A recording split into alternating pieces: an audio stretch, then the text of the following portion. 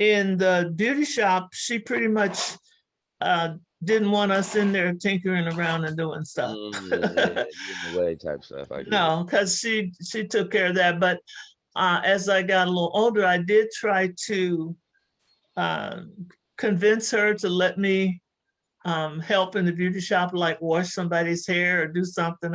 She didn't play that because she was very serious professional. And no, I couldn't do that. But what I could do, what I did get my entrepreneurial um, start in the beauty shop, Victor, because Exactly. it just made me think about anything that the customers were like an extended family. The ladies who came to the beauty shop were like an extended family. Many of them were middle aged, older, some were retired, and some were still working young professionals, but they tended to be like a second family. So when they would come, they would greet me and my sisters. My sisters, Mildred and Sonia, they pretty much stayed away from the beauty shop as I can remember. Now, if they were here telling their side of it, you'd have a different story. But Mildred, for sure, she loved the out of doors.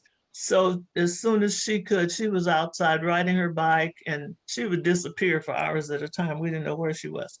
Um, but I found out that the customers were a source of not only encouragement, but income. Because every time I would learn some new little craft, like we'd go, my mother would always send us to stuff like the YWCA, or during the summer, church would have a vacation Bible school and all these things. And all these activities would always have um, crafts, part of the, learning how to make something, how to embroider, whatever I'd learn how to make, I'd make some extra ones after I learned the basics. And then when my mother's customers would come, they would always be one or two sitting around waiting their turn, because they would come early. The older ladies would come early. So their appointment may not be for an hour, hour and a half. They would come early so they could visit, with my mom and chit chat. And while they were sitting around, I'd say, Miss So and so, look at the new pot holder I just made. And they go, oh, that's beautiful, baby. I like those colors you put together. I think I'll buy one of those. How much are they? 25 cents for one and so for three, start my little entrepreneurial business.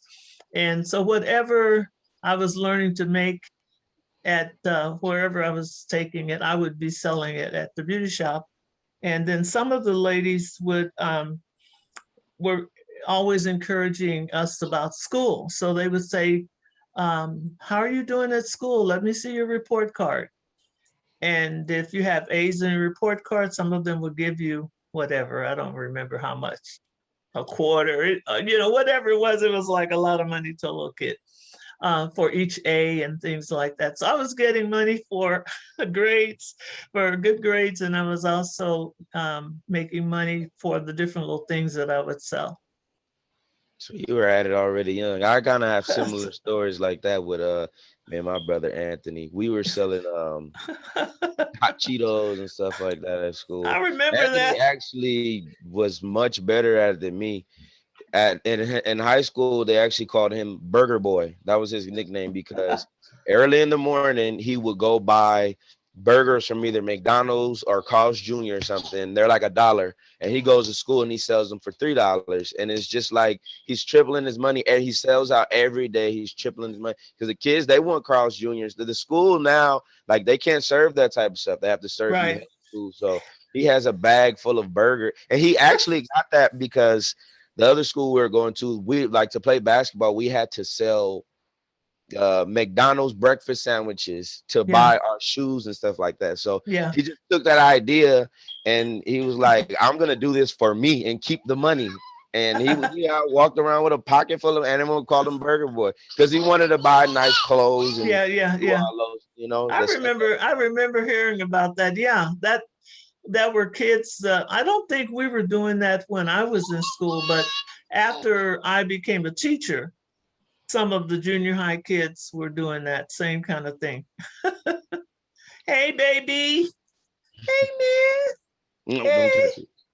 Yeah, you got to be hey, man. already trying to mess with stuff.